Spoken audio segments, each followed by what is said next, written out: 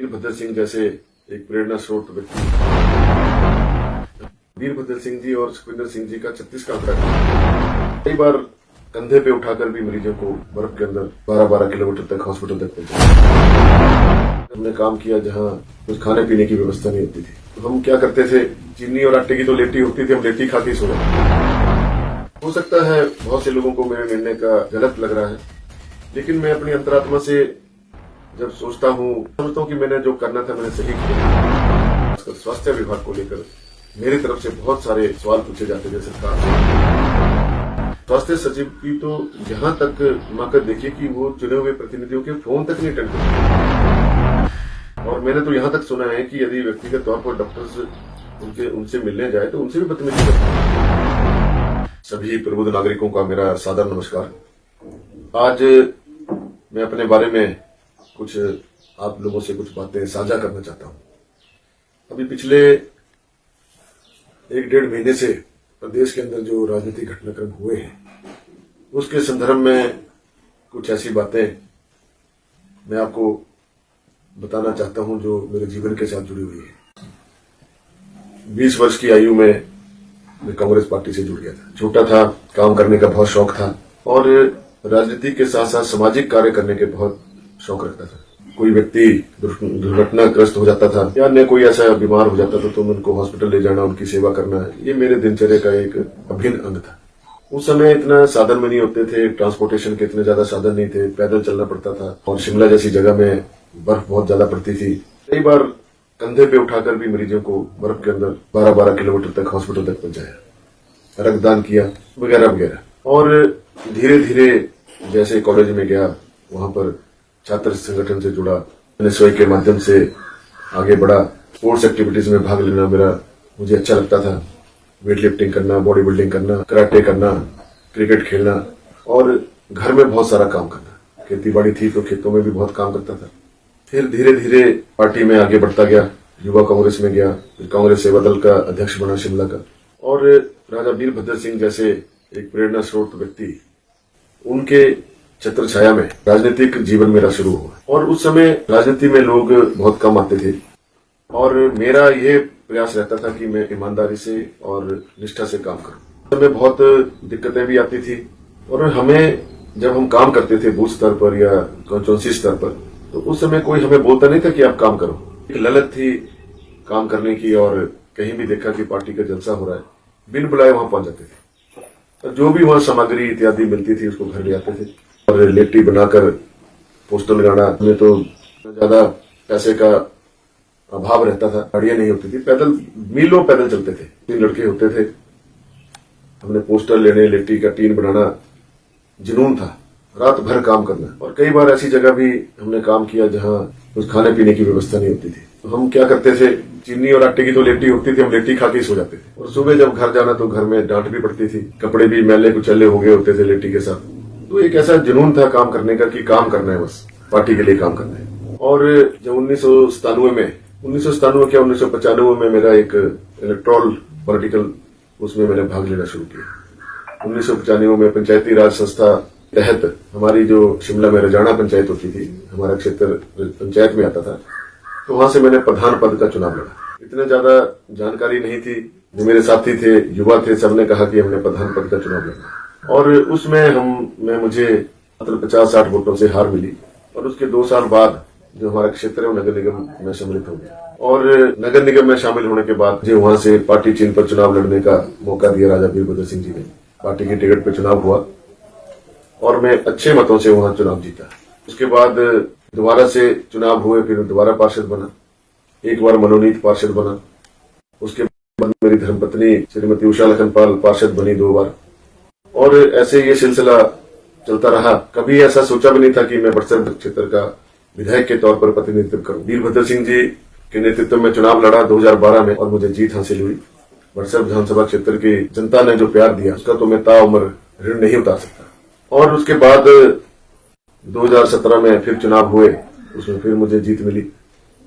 बड़सर की विधानसभा ने फिर एक बार मान सम्मान दिया और उसके बाद 2022 में फिर चुनाव हुए, उसमें फिर मैं भारी मतों से जीता। ये जीत मेरे लिए अप्रत्याशित थी, लगभग 13-14 हजार वोटों से मैं यहाँ पर जीत हासिल की। राजा वीरभद्र सिंह जी के गुट का एक बहुत बड़ा छाप हमारे ऊपर लगी हुई थी और उनके नेतृत्व में हमें स्नेह भी मिलता था, डांट भी पड़ती थी, काम करने का मजा ही कुछ और होता था। और जो मान सम्मान चुने हुए प्रतिनिधियों को वीरभद्र सिंह जी ने अपने कार्यकाल में दिया, वो हमने बहुत नजदीक से देखा। परिपक्व नेता होने के नाते उनके आसपास जो सलाहकार होते थे वो बहुत तजुर्बेकार हुआ करते थे और बहुत ही संजीदगी से काम किया करते थे। अभी वर्तमान समय में जब चुनाव हुए 2022 में, फिर दोबारा से विधायक बना, मेरे मित्र साथ साथ में पार्षद रहे नगर निगम शिमला में, जहां वीरभद्र सिंह जी एक लोक नायक थे। इसी प्रकार से हमारे जिला हमीरपुर से 2 बार मुख्यमंत्री रहे आदरणीय प्रोफेसर प्रेम कुमार धूमल, उनका कार्यकाल भी हमने बहुत नजदीक से देखा है। उस समय हम नगर निगम में पार्षद होते थे और हमारे महापौर मनोज शर्मा जी होते थे और उपमहापौर शशि शेखर चीनू जी होते थे। मुझे याद है एक बार रिज के ऊपर एक कार्यक्रम हो रहा था माननीय प्रेम कुमार धूमल जी का, हम लोग पीछे की पंक्ति में बैठे हुए थे, तो उन्होंने देखा कि महापौर और उप महापौर और कुछ पार्षद जो है पिछली पंक्ति में बैठे, तो उन्होंने नाम लेकर हमें आगे बुलाया कि आप चुने हुए प्रतिनिधि हैं, आप प्रोटोकॉल के हिसाब से आगे बैठे। तो ये जो सोच इन नेताओं की थी, वाकई में उनके अंदर जो एक सद्भावना थी, मैत्रीपूर्ण रवैया था, उसको देखकर लगता था कि हम भी राजनीतिक क्षेत्र में कहीं उच्च स्थान पर बैठे। ऐसे नेताओं के सानिध्य में काम करने का मजा भी बहुत आता था। जब भी कभी धूमल साहब से मिलने जाते थे नगर निगम की समस्याओं को लेकर, तो बहुत ध्यानपूर्वक सुनते थे और काम भी करते थे। इसी प्रकार से अभी वर्तमान समय में जब सरकार बनी, कांग्रेस की सरकार, उस समय बहुत से मुद्दे हमने विपक्ष में होते हुए जनता के जो मुद्दे थे जुड़े हुए, उनके लिए लड़ाई लड़ी सदन के अंदर और सदन के बाहर। आदरणीय मुकेश अग्निहोत्री जी विपक्ष के नेता थे, काफी मेहनत करके उन्होंने और सभी विधायकों ने उनका साथ दिया और जयराम सरकार जी को पूर्ण रूप से घेरने का प्रयास भी किया, जिसमें हम सफल भी हुए। चाहे कोई भी मुद्दा हो, आउटसोर्सेज का मुद्दा हो, वोकेशनल टीचर्स का मुद्दा हो, आंगनबाड़ी कार्यकर्ताओं का मुद्दा हो, या फिर आशा वर्कर्स का मुद्दा हो, कर्णमूलक आधार पर नौकरी देने की बात हो, या फिर और जो हमारे विकासात्मक कार्यों की जो लंबी सूचियां होती थी उसके बारे में चर्चा होती थी। हर प्रकार के विभाग की चर्चा जो है, खासकर स्वास्थ्य विभाग को लेकर मेरी तरफ से बहुत सारे सवाल पूछे जाते थे सरकार से, और सवाल के साथ साथ क्रिया भी होती थी। कई बार भ्रमण भी होता था स्वास्थ्य संस्थानों का कि स्वास्थ्य संस्थानों के हालात क्या है। लोग बहुत सी कंप्लेंट्स भी करते थे, पीने के पानी की समस्या रहती थी। और जब सरकार हमारी बनी, जो अपेक्षाएं थी हमें, माननीय मुख्यमंत्री सुखविंदर सिंह ठाकुर जी हमारे दोस्त हैं, हमने साथ काम किया पार्षद के तौर पर। और जीवन में जब वो पार्षद थे तो एक बार ऐसा वाकया भी आया कि वो 3 बैठकों में लगातार नहीं आए। वीरभद्र जी मुख्यमंत्री होते थे और वीरभद्र सिंह जी और सुखविंदर सिंह जी का 36 का आंकड़ा रहता था। और सदन में जब प्रस्ताव आया, शासनिक प्रस्ताव आया कि सुखविंदर सिंह सुक्खू जी पार्षद जो 3 बार लगातार बैठक में नहीं आए, क्यों न इनको डिस्क्वालीफाई। सभी पार्षद साथी पार्षद थे, हमने सबने निर्णय लिया, हो सकता है किसी के साथ भी ऐसा हो सकता है, तो हमने उनका पक्ष लेकर उनका साथ दिया और उन्हें डिस्क्वालीफाई होने से बचाया। एक बार की बात है जब माननीय मुख्यमंत्री ठाकुर सुखविंदर सिंह सुक्खू जी ने युवा कांग्रेस का अध्यक्ष बनना था, तो उस समय लॉबिंग हो रही थी दिल्ली के अंदर, मेरा व्यक्ति युवा कांग्रेस का अध्यक्ष होना चाहिए। वीरभद्र जी बोलते थे हमारा व्यक्ति होना चाहिए। उस समय भाई सुखविंदर सिंह सुक्खू जी ने हम सभी पार्षदों से कहा कि आप एक रेजोल्यूशन जो है वो दिल्ली में भेजे मेरे पक्ष में, और हमने भी कहा कि हम साथी हैं, कोलीग हैं, हमारे साथ का व्यक्ति युवा कांग्रेस का अध्यक्ष बनेगा तो हमारे लिए बेहतर रहेगा। हमने भी रेजोल्यूशन डालकर, और राजा वीरभद्र सिंह जी को पता लगा तो बहुत नाराज हुए। लेकिन राजनीतिक घटनाक्रम में ऐसा चलता रहता है, मित्र थे इसलिए हमने ऐसा। और फिर अभी वर्तमान समय में जो ये घटनाक्रम घटा, उसमें बहुत सारी बातें मन के अंदर, आज जिस प्रकार से कांग्रेस पार्टी के लोग या कुछ अन्य लोग हमारा विरोध कर, आपने ये गलत किया, ऐसा नहीं करना चाहिए था, आपको चर्चा करनी। देखिए, जब कोई अप्रत्याशित घटना घटती है उस समय ऐसा नहीं लगता है मन को कि हमें किसी से चर्चा करनी चाहिए थी या पूछना चाहिए था। ईश्वर की कोई नियति ऐसी होती है कि उस समय सर्कमस्टांसेस ऐसे बन जाते हैं कि इंसान को निर्णय लेना। हो सकता है बहुत से लोगों को मेरे निर्णय का गलत लग रहा है, लेकिन मैं अपनी अंतरात्मा से जब सोचता हूं और देखता हूं, झांकता हूं, विचार करता हूं, तो मैं समझता हूं कि मैंने जो करना था मैंने सही किया। और अब जनता के दरबार में जाकर, क्योंकि सबसे बड़ा दरबार तो जनता का है, उन्होंने फैसला करना है कि हमने सही किया या गलत किया है। एक कर्मयोगी व्यक्ति को वर्तमान समय के हालात के अनुसार ऐसी विरोध के सुर जो है वो सुनने ही पड़ते हैं। और मेरा उनसे भी कोई व्यक्तिगत ऐसा विरोध नहीं है जो मेरे बारे में तरह तरह की चर्चाएं कर रहे हैं। कोई कह रहे हैं ईमान बेच दिया, कोई कह रहे हैं 15 करोड़ रुपया ले लिया। अब सामाजिक जीवन में इस प्रकार के आरोप प्रत्यारोप लगना एक स्वाभाविक सा चलन है। मेरी आत्मा जानती है कि मैंने क्या किया है, क्या लिया है, क्या दिया। उनका जवाब तो जनता ने देना है। जनता के कोर्ट में गए हैं, अब जनता जो निर्णय लेगी वो सर्वोपरि होगा। लेकिन जो निर्णय, जो वादे हमने जनता से किए थे, खासकर युवाओं से, महिलाओं से और ऐसे वर्ग से जो समाज से उपेक्षित थे, जिनके लिए हमने कुछ करना था, वो जो मुद्दे थे वो पीछे चले गए और नए मुद्दों के साथ सरकार ने काम करना शुरू कर दिया। हमारा कोई राजनीतिक या व्यक्तिगत दुश्मनी नहीं थी मुख्यमंत्री महोदय से, लेकिन जितने भी कामों के बारे में हमें बात करनी तो उन्होंने हमेशा बजट का रोना शुरू कर दिया।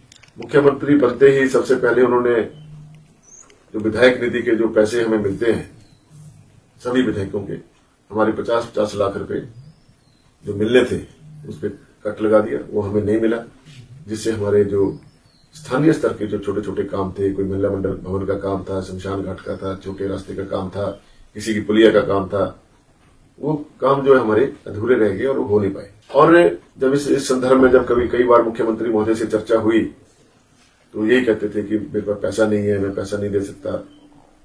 और फिर जब बजट सत्र हुआ, प्रथम बजट सत्र, उसमें बहुत सी स्कीमों में हमने कट लगा दिया। बजट स्क्यूज हो गया तो हमने कहा इससे तो फिर जो हमारी विकास की जो गति है वो कैसे बढ़ेगी। इस अफरा तफरी में जितनी बार भी अब मेरे अपने विधानसभा क्षेत्र के ऐसे काम थे जिनको मैंने कई बार माननीय मुख्यमंत्री महोदय, मैंने कहा हमारा बस अड्डा बड़े लंबे समय से लंबित पड़ा है, बड़सर का, और ऐसा ही एक भुट्टा का बस अड्डा है। और भुट्टा का बस अड्डा तो थोड़े ही पैसों में बन जाना था, उसमें 50-60 लाख रुपए लग जाता, 70 लाख रुपए लग जाता। जगह भी आइडेंटिफाई थी बड़े समय से, लेकिन वो काम भी लटका दिया गया। बड़सर का बस अड्डा है, आज तक उसका काम जो सिरे नहीं चढ़ पाया।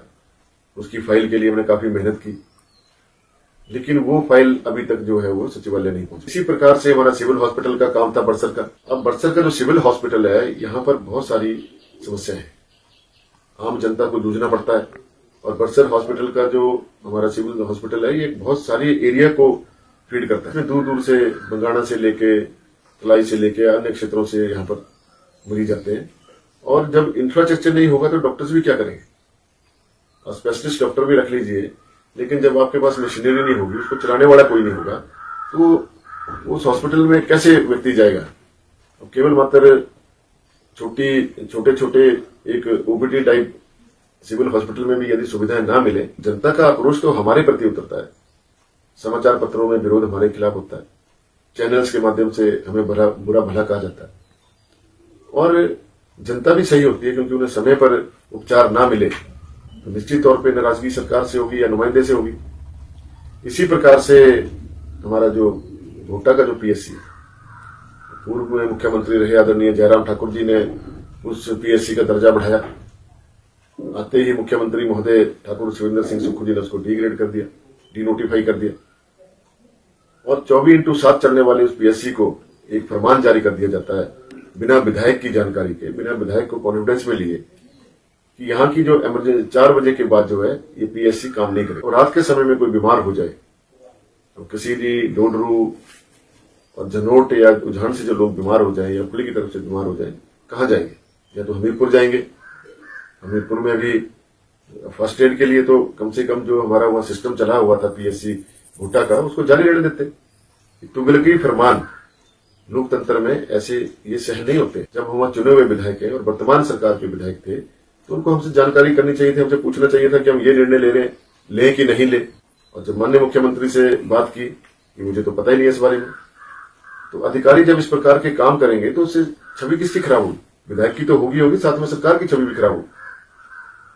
और इसी प्रकार से हमारा जो ये बिजली का जो सीएससी है, कम्युनिटी हेल्थ सेंटर है, उसका अपग्रेड किया था राजा वीरभद्र सिंह जी ने। अभी इस वर्तमान सरकार में मैंने माननीय मुख्यमंत्री महोदय से बात की कि हमारी इसकी टेक्निकल सेंक्शन की जो फाइल है वो पिछले 10 महीने से सेक्रेटरी के पास पड़ी हुई है। आप उन्हें कहिए कि इसको निकालें। एक कान से सुनना, दूसरे कान से निकाल लेना। और स्वास्थ्य सचिव की तो यहां तक जमाकर देखिए कि वो चुने हुए प्रतिनिधियों के फोन तक नहीं अटेंड करती। और मैंने तो यहां तक सुना है कि यदि व्यक्तिगत तौर पर डॉक्टर्स उनसे मिलने जाए तो उनसे भी बदतमीजी करती। तो ऐसे अधिकारी आपने रखे हैं जो सरकार की छवि बनाने के बजाय उसको बिगाड़ने में लगे हो, तो उसके बारे में आपको त्वरित कार्रवाई करनी चाहिए थी। ये कोई मेरी शिकायत नहीं है कि मेरी शिकायत थी उनके साथ। ये जो हम 9 एमएलए बाहर हुए हैं या और भी एमएलए जो अभी सरकार के अंदर हैं, उनकी भी ऐसी व्यथा है, सुनना ही नहीं है किसी बात को। ट्रांसपेरेंस की एक उन्होंने सिस्टम तैयार किया व्यवस्था परिवर्तन के चलते कि महीने में केवल 5 दिन जो है बदलियां होंगी। अरे हमने कहा माननीय मुख्यमंत्री महोदय, ये तर्कसंगत नहीं है। 5 दिन में आप कैसे बदलियां करेंगे?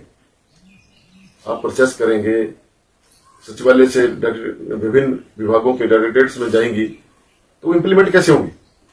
और जब हम अधिकारी या कर्मचारी के पास जाते थे तो वो परेशान होते थे, ये तो हमारे लिए जी का जंजाल हो गया। रात के 2-2 बजे तक कर्मचारी और अधिकारी ट्रांसफर के केसेस में उलझे हुए हैं। वो भी तो आखिरकार इंसान है। वो डिप्रेशन में जाकर अब सरकार के आदेश है उनको मानने पे बाध्य थे। तो सरकार को मुख्यमंत्री महोदय से कई बार चर्चा की कि आप इस पैटर्न को चेंज करें, जैसे पहले होता रहा है वैसे ही चलने दिए, स्मूथली काम होता रहे, ताकि कर्मचारियों को भी दिक्कत ना हो, ट्रांसफर कराने वाले को भी दिक्कत ना हो और ऑफिस का काम भी ठीक से चले। तो 100-100, 200-200 डीओ नोट आप अप्रूव कर रहे हैं, अब उसमें ये पता नहीं है फिर कि उसको किसको अप्रूव करना है। अप्रूव करने के बाद वो विभाग में चले जा रहे हैं, विभाग में जाने के बाद उनको आप वापस बुला रहे हैं, उसके बाद सीपीएस को जा रहे हैं, फिर मंत्री को जा रहे हैं, फिर मंत्री से फिर मुख्यमंत्री को जा रहे हैं। वैसे तो वो बदलियां होनी नहीं। और ये एक निरंतर प्रक्रिया है ट्रांसफर होना। हर कर्मचारी जो दूर दराज के क्षेत्रों में हमारे क्षेत्र के बैठे हुए हैं, खासकर उसमें ज्यादातर महिलाएं हैं, तो सब चाहती हैं कि हम अपने घर के पास आए। किसी के घर में कोई बीमार है, किसी के घर में कोई कुछ दिक्कत है, तो इन स्थितियों को कौन समझेगा? आपने इतना बोझ डाल दिया उनका ट्रांसफर का अनावश्यक तौर पर, जिससे समस्या खड़ी हो गई। और जो काम होना होता था वो होता नहीं था, और जो नहीं होना था वो हो जाता था।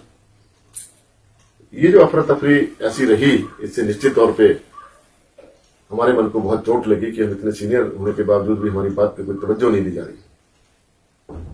एक चपड़ासी जैसे व्यक्ति जो लोकल, उसकी बदली होनी थी, 2-3 लोगों को ऐसा मैंने केसेस दिए जो 7-7 महीने तक वो इम्प्लीमेंट ही नहीं हुए। उनको क्या जवाब दें? मुख्यमंत्री महोदय हमारी सुनते नहीं।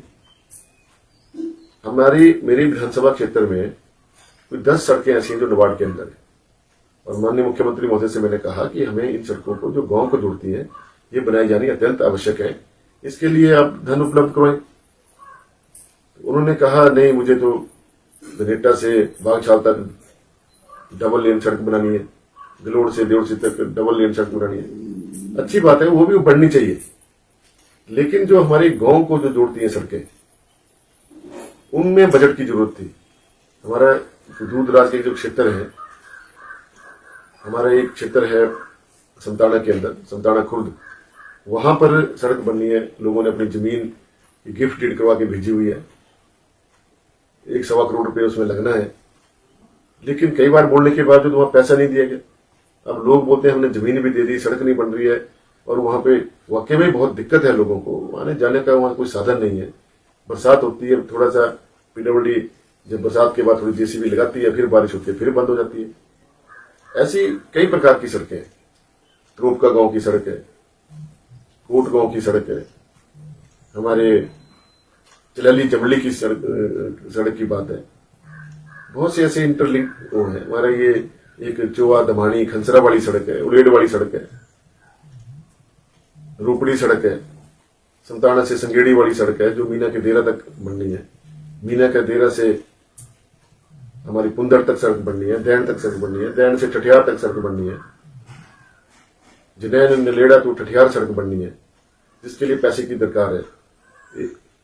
हमारी इसी प्रकार से एबीसी चौक से चकमो तक सड़क बननी है, चकड़ाला वाली सड़क बननी है, जिसमें हमने लोगों ने अपने गिफ्ट डीड्स भी कराई हुई है।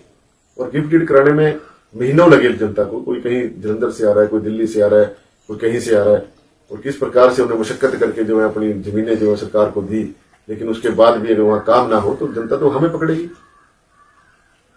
इस प्रकार से और भी छोटे छोटे लिंक रोड हैं जिनके लिए पैसे की दरकार थी, और ये सारी जब हमने बातें रखी तो उसके ऊपर कोई गौर जो है सहानुभूतिपूर्वक तौर पर नहीं हुआ। और इसी प्रकार पानी की स्कीम थी हमारे क्षेत्र में, जो ड्राई क्षेत्र रहता है बरसत विधानसभा क्षेत्र, यहां पर अभी जैसे ही गर्मियां शुरू होगी यहां पर हाय तौबा मच जाएगी। अब 130 करोड़ की एक पूर्व सरकार के समय में, जयराम जी की सरकार के समय में 200 करोड़ रुपए की एक ब्यास नदी से स्कीम बनी थी बरसर विधानसभा क्षेत्र के लिए। लेकिन जैसे हमारी सरकार बदली, जो ब्यास का जो स्कीम थी, जो उसकी प्रपोजल थी, उसको बदला गया और भाखड़ा से जो लठियाणी के साथ जो हमारा गोविंद सागर झील है, यहां से पानी उठाने का प्रपोजल बना। टेंडर भी हो गया और उस टेंडर को अमेंडमेंट करके 130 करोड़ तक लाया गया। लेकिन उसमें उसकी प्रक्रिया में इतना समय लगा दिया। जिस समय हमने अधिकारियों से बात की थी, माननीय उप मुख्यमंत्री जो जल शक्ति के मंत्री भी हैं, तो अधिकारी भी वहां बैठे थे, सेक्रेटरी भी थे, चीफ इंजीनियर भी थे, एएनसी भी थे। सबने कहा कि बस 1-1.5 महीने में हम टेंडर अवार्ड करके काम शुरू करवा देंगे और 1.5 साल के अंदर अंदर जो स्कीम ये पूरी हो जाएगी और पानी आना शुरू हो जाएगा। और आज 1.5 साल पूरा होने जा रहा है, अभी तक उस स्कीम में कोई एक पत्थर तक नहीं लगा। और जब मैंने माननीय मुख्यमंत्री महोदय से इसके बारे में चर्चा की तो उन्होंने कहा कि इसमें तो भ्रष्टाचार हो गया। बड़ी हास्यास्पद बातें हैं कि आपने कोई टेंडर किया, अवार्ड भी हो गया, तो उसमें क्या क्या भ्रष्टाचार हुआ, ये मेरी बात समझ में नहीं आई। आपको लगा कि इसमें भ्रष्टाचार हो रहा है, वो भी आपको 1.5 साल के बाद पता लग रहा है। अगर ऐसी कोई उसमें बात है, वो सामने लानी चाहिए और उसको कैंसिल करना चाहिए था, किसी दूसरे व्यक्ति को टेंडर देते। आप स्वयं बोल रहे हैं कि इसमें भ्रष्टाचार हुआ, तो उसकी जानकारी करिए ना, किस लेवल पे भ्रष्टाचार हुआ है, किसने भ्रष्टाचार किया, उस व्यक्ति को सजा दीजिए। लेकिन उस स्कीम को ही खड़ा कर देना, वो अपने आप में मेरे बरसर विधानसभा क्षेत्र की जनता के लिए एक अभिशाप बन के रह गया। हर गांव में जाकर, हर स्कूल के कार्यक्रमों में जा जाकर हमने घोषणा की कि 1.5 साल के बाद हमारे क्षेत्र में पानी आना शुरू हो जाएगा, 24 घंटे पानी आएगा, लोगों को समस्या नहीं रहेगी, हैंडपंप से पानी नहीं लाना पड़ेगा, कुएं नहीं बनाने पड़ेंगे। लेकिन ये इस प्रकार की बचकाने वाली हरकतें करने से तो जनता का ही नुकसान हो रहा है और हमारी जनता के बीच में छवि खराब हो रही है। तो ये इतने सारे काम जो हमारे रुके हुए थे, एक ऐसे दघोटा में परकुलेशन वेल बन के तैयार है, 1.5 साल हो गया, 32 लाख रुपए की उसको जरूरत थी पूरा करने के लिए। तो सरकार 35 लाख रुपए देने में भी असमर्थ रही। और अब ऐसे हालातों में हम ये सब ना करते तो क्या करते? जब सभी हमारी विधायकों की चर्चा होती थी, हम जब बैठते थे चाय पीने या कभी इकट्ठा होकर, तो सभी का यही रोना था कि मुख्यमंत्री महोदय सुनते नहीं और एक ही बात करते हैं, बजट नहीं है, एम्प्लॉयज को तनख्वाह देने के लिए पैसा नहीं है, टीएडीए देने के लिए पैसा नहीं है, पेंशन देने के लिए पैसा नहीं है, एचआरटीसी के जो कर्मचारी हैं उनको समय पे तनख्वाह नहीं मिल रही है। ऐसे बहुत सारी जो बातें थी। अभी आईपीएच विभाग में आते ही इन्होंने 45 लोग निकाल दिए मेरे विधानसभा क्षेत्र में, जो आउटसोर्स पे लगे हुए थे। सारी स्कीमें हमारी पंगु हो गई। फिर आनंद फानन में वो स्कीमें ठेके दे दी गई। अब ठेकेदारों के माध्यम से जो बच्चे लगे हैं उनका भविष्य तो कुछ भी सुरक्षित नहीं है। उस समय कहते, फिर बीच में फरमान किया कि इन सबको निकाल दो, अब कोई भी ठेके पे नहीं जाएगी कोई स्कीम। फिर उसके बाद फिर 1 महीने बाद दोबारा रखने पड़े, क्योंकि स्टाफ कम हो गया। स्टाफ कम होने की वजह लोगों को हाय तौबा होगी, पानी मिलना बंद हो गया। फिर दोबारा से आपने ठेके पे स्कीमें दे दी कंटिन्यूएशन में। कोई पॉलिसी आपकी ढंग से नहीं बनती। आपने कहा था कि हम मल्टीटास्क वर्कर रखेंगे। बिजली विभाग में हमारे स्टाफ नहीं है, खंबे नहीं है, तारे नहीं है, कंडक्टर नहीं है, ट्रांसफार्मर्स नहीं है। अब 1.5 साल में आपसे ट्रांसफार्मर्स नहीं खरीदेंगे, कंडक्टर्स नहीं खरीदेंगे। जनता जिन बातों को लेकर हम जनता के बीच में जब जाते हैं तो जनता तो हमें पूछती है, वो मुख्यमंत्री को थोड़े पूछेगी या किसी अधिकारी को थोड़े पूछेगी। कोई आपदा के समय में जब राहत कार्य चले हुए थे, ऐसा नहीं है कि उसमें काम नहीं किया मुख्यमंत्री महोदय ने, बहुत काम किया। हमने भी चप्पा चप्पा छाना। लेकिन जो अधिकारी वर्ग है उन लोगों ने ईमानदारी से काम नहीं किया। आज भी बहुत से ऐसे लोग हैं जिनके घर टूटे हुए हैं, दरारें पड़ी हुई, उनमें रह नहीं सकते, लेकिन उसकी रिपोर्ट नहीं बनी। हमने कहा भी मुख्यमंत्री से, मैंने 3-4 बार बात की कि जिन लोगों के आपदा के कारण नुकसान हुआ है, जो मकान छूट गए हैं, उनको आप दोबारा से समय अवधि बढ़ाकर उनको कवर कीजिए। बहुत से ऐसे कम से कम 100 के आसपास होंगे मेरे विधानसभा क्षेत्र में, लेकिन मुख्यमंत्री महोदय टस से मस नहीं, अधिकारी टस से मस नहीं। हालांकि एक बार तो मेरे सामने मुख्यमंत्री महोदय ने डीसी को कहा कि आप इसको जल्दी से जल्दी करिए। डीसी महोदय ने कहा कि आप एक नोटिफिकेशन निकाल दीजिए, हम कर देंगे। तो नोटिफिकेशन आज दिन तक नहीं मिली। तो इस प्रकार से आप कैसे काम करेंगे अभी? और फिर सबसे बड़ा काम निर्णय क्या लिया? श्रम कल्याण बोर्ड को भंग कर दिया। श्रम कल्याण बोर्ड के माध्यम से हजारों महिलाओं को, माताओं को अपनी बेटियों की शादी करने के लिए 51,000 रुपए मिलते थे, वो बंद हो गए। उनकी बच्चों की शिक्षा के लिए पैसा मिलता था, वो बंद हो गया। मेडिकल क्लेम मिलता था, वो बंद हो गया। डेथ क्लेम मिलता था, वो बंद हो गया। एक जो आम जनता है, जो आम गांव में जो लोग रहते हैं, उनकी सुविधाओं को आप छीन रहे हैं। उसका नुकसान किसको हो रहा है? सरकार को हो रहा है और विधायक को हो रहा है, जो वहां का नुमाइंदा है। इस प्रकार के तुगलकी फरमान जो है आपने करे, उससे नुकसान हुआ। आपने स्टाफ सिलेक्शन बोर्ड को भंग किया, वहां भ्रष्टाचार हुआ। आपने अच्छा निर्णय लिया, लेकिन उसको बनाने में आपने पूरा 1.5 साल लगा दिया। और 1.5 साल तक जो हमारे बच्चे, जिनके अभी तक रिजल्ट नहीं निकले हैं, जो रिजल्ट निकलने की बाट जो रहे हैं, और जिन बच्चों ने नए फॉर्मेट में अपने टेस्ट देने थे, कई बच्चे तो ऐसे जिनकी ओवरेज होने वाली है, उनका क्या होगा? उनके लिए कौन सोचेगा? अब हमारे प्रदेश में वोकेशनल टीचर्स रखे हैं, 24-25 के आसपास है। सेंट्रल गवर्नमेंट के द्वारा पैसा आता है उनकी तनख्वाह का। उन्होंने मांग रखी कि हमें हरियाणा की तर्ज पर जो है लगभग 30,000 के आसपास पैसा मिलना चाहिए पर मंथ, लेकिन आप उसको भी नहीं भेज रहे हैं, उसमें भी कट लगा रहे हैं। उसको कभी 20 कर रहे हैं, कभी 22 कर रहे हैं, कभी 25 कर रहे हैं। कम से कम जो 15-20 साल से बच्चे जॉब कर रहे हैं, उनको 30 तक तो पहुंचाओ। पैसा तो सेंट्रल गवर्नमेंट ने देना, स्टेट गवर्नमेंट का तो उसमें कुछ नहीं लगना। स्टेट गवर्नमेंट के लिए तो वो काम कर रहे हैं। अब आप बताइए, तो इस प्रकार की घटनाएं सरकार के अंदर हो रही हैं, सरकार को पता नहीं लग रहा है। एक 800 करोड़ रुपए का बिजली विभाग का पैसा आया हुआ है दिल्ली से, 600 करोड़ के आसपास। उसमें प्रोजेक्ट लगना था, नीरज नैयर जी ने उसमें प्रश्न लगाया, मैंने लगाया, लेकिन आज दिन तक उसके ऊपर कोई चर्चा नहीं हुई। वो काम जो है सिरे से नहीं चढ़ा। एक तरफ मुख्यमंत्री बोलते हैं मेरे पास पैसा नहीं है, दूसरी तरफ जो पैसा विभागों में पड़ा हुआ है उसका उनको पता ही नहीं है, वो कहाँ खर्च होना है, कैसे होना है। हमारे मेडिकल कॉलेज जो हमीरपुर की इतनी हालत खराब है कि वहां पर जब कोई प्रसूता महिला पहुंचती है तो उनको वहां बैठने के लिए जगह नहीं है। उनको जब डिलीवरी के समय उनको नीचे लिटाया जाता है। तो ये कैसी व्यवस्था परिवर्तन है? कम से कम सरकार को महिलाओं के प्रति तो गंभीरता दिखानी चाहिए। आपने कहा कि हम प्रति वर्ष 1 लाख नौकरियां देंगे बेरोजगार युवाओं को, कहां मिल रही है 1 लाख नौकरियां? आप हर बार बार सदन को भी गुमराह करने का प्रयास करते हैं, वहां फजीयत होती है। आपने कहा, गारंटी दी थी कि हम प्रत्येक महिला को 18 से 60 साल तक की महिलाओं को 1500 रुपए देंगे। बाद में आपने उसकी काट छांट करके जो है ऐसी स्कीम बना दी कि उसका किसी को लाभ नहीं है। पहले तो आपने सभी महिलाओं को इसमें देने की बात करी कि सभी महिलाओं को 1500 रुपए देंगे। अब आप बोल रहे हैं सिर्फ उसी महिलाओं को मिलेगी जिनके घर में कोई पहले से पेंशन न लेता हो। तो ये तो कोई बात नहीं हुई। आपने तो फॉर्म तो सबसे भरवा लिए। आज इन मुद्दों के ऊपर चर्चा होनी चाहिए। जो लोग आज हमारा विरोध कर रहे हैं, पर्टिकुलरली जो मेरे विधानसभा क्षेत्र के जो लोग हैं, मैं उनसे भी ये कहना चाहता हूं कि आप पूछिए, मंत्री जी आ रहे हैं या फिर मुख्यमंत्री जी जब दौरे पे आते हैं, उनसे क्यों नहीं पूछते आप? ट्रस्ट बनाया था हमने जोड़सिद्ध के अंदर, उसमें कोई बीजेपी के लोग थोड़े न थे, कांग्रेस के लोग थे। क्यों भंग किया आपने? भोटा नगर पंचायत में जो पार्षद मनोनीत हुए थे वो कांग्रेस के थे, वो बीजेपी के थोड़े थे। क्यों भंग किया आपने? आपने अधिकारियों को यहां से अदला बदली इसलिए कर दिया कि वो मेरे कोई घर के थोड़े थे ऑफिसर, अच्छा काम कर रहे थे, आप उनको हटा दिए। आप करना नहीं चाहते, आप बदले की भावना से काम करना चाहते हैं। इस प्रकार के निर्णय लेने से कोई छवि नहीं बन रही है, आपकी खराबी हो रही है। आप विधायकों के ऊपर केसेस दर्ज कर रहे हैं, FIR कर रहे हैं, उनको तंग करने का प्रयास किया जा रहा है। तो इस प्रकार से तो आप खुन्नस निकाल रहे हैं, अपनी राजनीतिक खुन्नस निकाल रहे हैं। आपने 1 महीने के अंदर तो बदलियों की भरमार लगा दी। जब हम कहते थे तब तो आप बदलियां करते नहीं थे।